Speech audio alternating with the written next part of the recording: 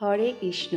শ্রোতা বন্ধুগণ, যারা সন্তানের লাভের আশায় দিন গুনছেন বা সন্তানের উজ্জ্বল ভবিষ্যৎ নিয়ে চিন্তিত, আজকের ভিডিওটি তাদের জন্য অত্যন্ত গুরুত্বপূর্ণ। আজ আমরা আলোচনা করব 2025 সালের পুত্রদা একাদশী নিয়ে।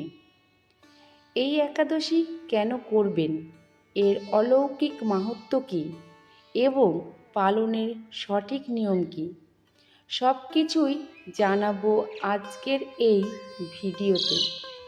প্রথমে আসি এই একাদশীর সময়সূচি ও পালন নিয়ে। প্রথমেই জেনে নিই 2025 সালের শেষ একাদশী কবে পালন করবেন। একাদশীর তারিখ হল 31শে ডিসেম্বর 2025 বুধবার, আর পালনের সময় বা ব্রত ভাঙার সময় হল 1 জানুয়ারি 2026 বৃহস্পতিবার সকাল 6টা 18 মিনিট থেকে 9টা 52 মিনিটের মধ্যে। বছরের শেষ দিনটি ভগবানের নাম নিয়ে শেষ করুন এবং নতুন বছরটি প্রসাদ পেয়ে শুরু করুন। পুত্রদা একাদশীর মাহাত্ম্য ও বিশেষত্ব। শাস্ত্রে বলা হয়েছে, যারা সন্তানহীনতার দুঃখে আছেন বা যাদের সন্তান হলেও বিপথে চলে গেছে, তাদের জন্য এই একাদশী একটি আশীর্বাদ। নরক থেকে মুক্তি। পুত নামক নরক থেকে যে উদ্ধার করে সেই হলো পুত্র। এই ব্রত পালন করলে সুসন্তান লাভ হয় এবং পিতৃপুরুষেরা মুক্তি পান। অগ্নিষ্টম যজ্ঞের ফল। এই একাদশীর কথা শ্রবণ করলে একটি বিশাল যজ্ঞ করার সমান পুণ্য লাভ হয়। রাজা সুকেতুমানের কাহিনী।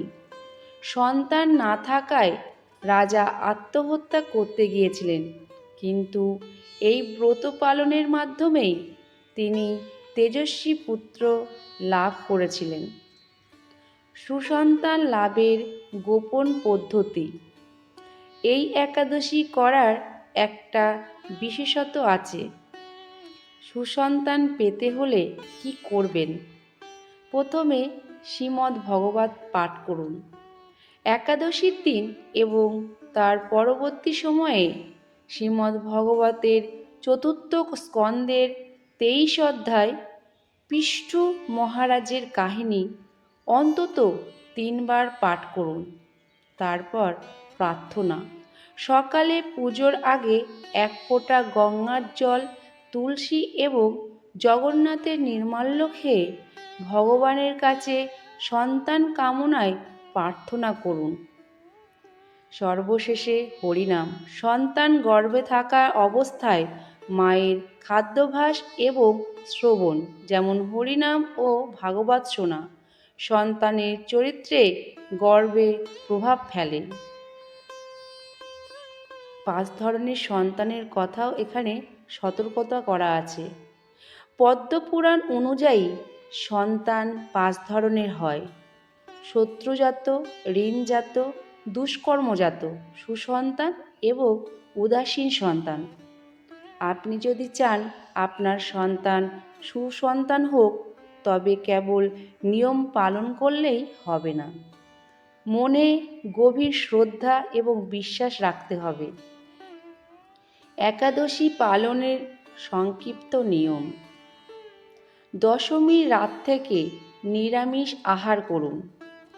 একাদশীর দিন ভোরে স্নান করে তুলসী গাছে জল দিন এবং প্রদীপ জ্বালান। সারাদিন সম্ভব হলে নির্জলা উপবাস বা না পারলে ফল বা অনুকল্প প্রসাদ অর্থাৎ শস্যহীন খাবার গ্রহণ করুন। সারাদিন হরে কৃষ্ণ মহামন্ত্র জপ করুন এবং কুকৌশল বিনিময় এড়িয়ে চলুন।